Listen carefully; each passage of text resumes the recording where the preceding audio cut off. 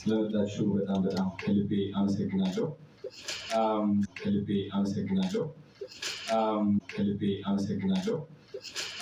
ዛሬ ለእኔ በጣም ትልቅ ቀን ነው። በአንድ ነገር መጀመር እፈልጋለሁ። ያው ሁሌ ታሪክ የተናገርኩኝ ነው። ከዚህ ታሪክ ብዙ ሰዎች ያስተምራሉ ብዬ ስለማስብ ማለት ነው። እንግዲህ አሁን ያለሁበት ደረጃ ከመድረሴ በፊት እናንተ ያላያችሁት አዶናይ ነበር። ይህ አዶናይ በጣም ፈሪ ነው። ይህ አዶናይ በራሱ የማይተማመን ነው።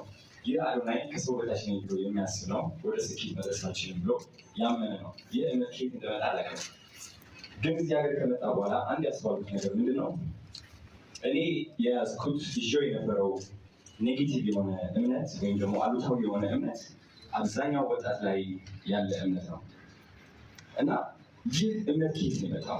ለምንድን ነው አብዛኛው ወጣት በራሱ የማይተማመነው? ለምንድን ነው አብዛኛው ወጣት ስኬት ላይ የማይደርሰው? መጨረሻ ላይ የደረስኩባት እቺ መልስ ምንድን ነች? ብዙዎቻችን አስተዳደጋችን፣ ታሪካችን መድረስ ከምንፈልግበት ደረጃ ያቆመናል። እንግዲህ ጓደኞቼ ይተርሙኝ ነበር። ለፍቅር የጠየኳቸው አንዳንድ ሴቶችም እንዲህ ነበረ፣ በከባድ ሁኔታ የሚያሳፍራቸው ነገራቸው። ስለዚህ እነሱ ታሪኮቼ አይምሮ አይሰራም የሚል እምነት ያዙ። አንዷ ሴት ለፍቅር ጠይቂያት፣ ከዛ እምቢ ስትለኝ ቁመት አልወደድኩም ስትለኝ አዶናይ በቂ አይደለም፣ ቆንጆ አይደለም የሚል ድምዳሜ ላይ ደረስኩኝ። እነዚህ እምነቶች ተሸክሜ በምንም ተአምር ወደፊት መንቀሳቀሳችን፣ እነዚህ እምነቶችን ይዤ በምንም ተአምር በጀመርኩት ነገር መጨረስ አልችልም። ምክንያቱም እነዚህ እምነቶች ከሰው በፊት መጥተው እኔን ያቆሙኛል ማለት ነው ከስኬቴ እና ወደ አፍሪ ቱተርስ ስመጣ ማለት ነው። ይህ አፕሊኬሽን ወይም የትምህርት ዌብሳይት ከ3 ዓመት በፊት አስበውና አየነው ነበረ። እውን ለማድረግም የምፈልገው ዓላማ ነበረ። አሁን እውን አድርጌዋለሁ። እንዴት አድርጌ ነው ወጣቶችን ማገዝ የምፈልገው? እንደ አንድ ባለቤት እና መምህር ሆኜ ወደዚህ አፍሪ ቱተርስ ስመጣ ብዙ መቀየር የምፈልጋቸው ነገሮች አሉ። መጀመሪያ መስራት የምፈልገው የወጣቶች አስተሳሰብ ላይ ነው። ማይንድሴት አይምሮ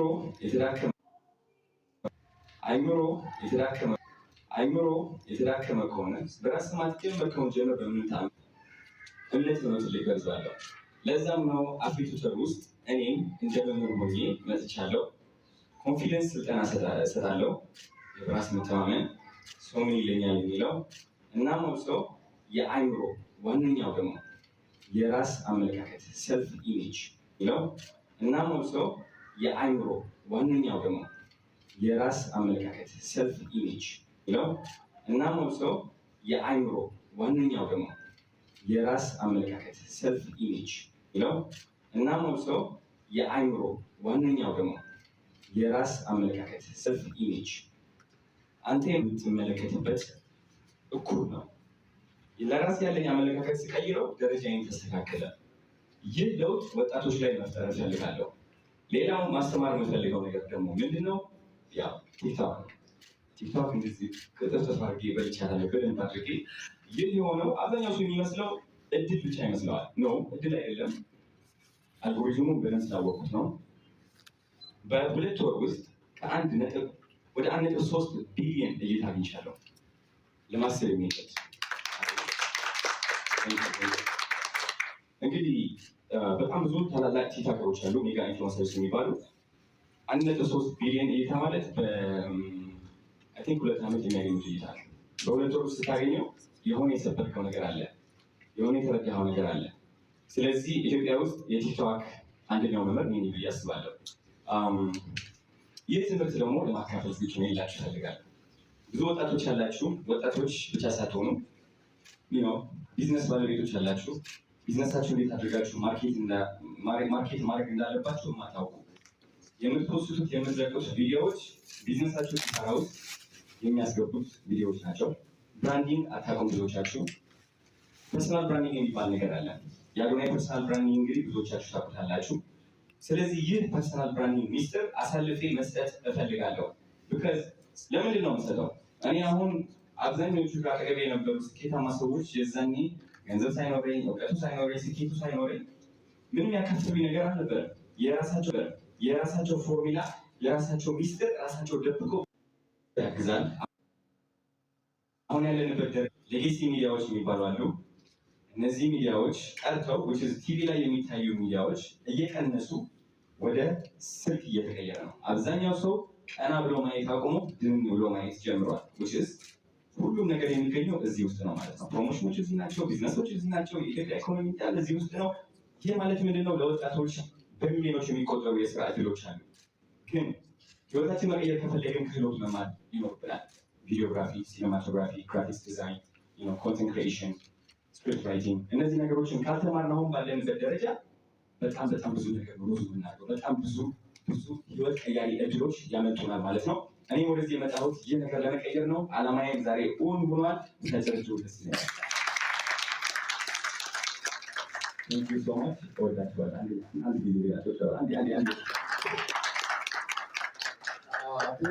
አዶናይ ሲያወራ እውነት እኔ ራሱ ዝዝ ብዬ እያየሁት ነው። እናንተ ምንም አይታችሁታል?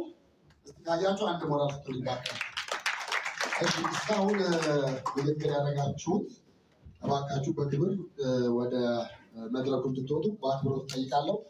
ወይዘሮ አብረሃት፣ አቶ ሄዶም እንደዚሁም ብራንድ አምባሳደር ነው፣ ባለቤትና መስራችም ጭምር ነው። በነገራችን ላይ አዶናይ ያፍረዋል። እንደዚሁ ዝም ብሎ በድንገት የመጣ አይደለም። የክብር እንግዳ ተብሎ የመጣ እንዳልሆነ ለመግለጽ ነው። ብራንድ አምባሳደር የሆነ ቀን በጣም በጥያቄ አፋጠነው ነበር። ያን ጊዜ ታስታውሱ እንደሆነ ደግሞ ስግጥ ህብስ በጣም ወደ ላይ ወጣ ብላ ነበር አይደለ? እና ምን ለማለት ፈልጋ ነው ብለን ይዘነው ነበረ።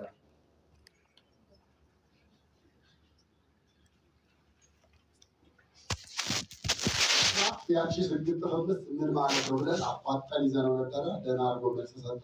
ነገሮች እየተስተካከሉ መጡ። ከዛ በኋላ አዶናይ እጅግ በጣም የወቅቱ ተፈላጊ ወጣት ሆነ። እናመሰግናለን። እሺ፣ ወደ መድረክ እንድትወጡ ጠይቄ የነበረ ወይዘሮ አብረሃት፣ አቶ ሄዶም እና እንደዚሁም እሺ፣ በነገራችን ላይ ቀደም የገለጽኩላችሁ ፕሮፌሰር ክንደያ የክብር እንግዳችን ናቸው። ከዚህ ተቋም ጎን ናቸው ያሉት። ወደፊትም እንደሚሆኑ እርግጠኛ ነን። ብዙ ስራ ጥበት እያለባቸው የጠራ ናቸው። በጣም በርካታ ስራ እያለ ስለሆነ የጠራ ናቸው። ለምን እሳቸውን ቀድመን አንሸኝም ማለት እሳቸውን ቀድመን ለመሸኘት ደግሞ እሳቸው የሚያበረክቱልን የሚሰጡልን ሰርተፍኬት ስጦታ አለ። ስለዚህ ፕሮፌሰር ክንደያ ገብረ ሕይወት እባክዎን ወደ መድረክ፣ እንደዚሁም ደግሞ አርክቴክት ትዕግስት ገብረትንሳኤ እባክሽ ወደ ሼርሆልደር እና የቦርድ አባላት ወደ መድረክ ልትመጡ።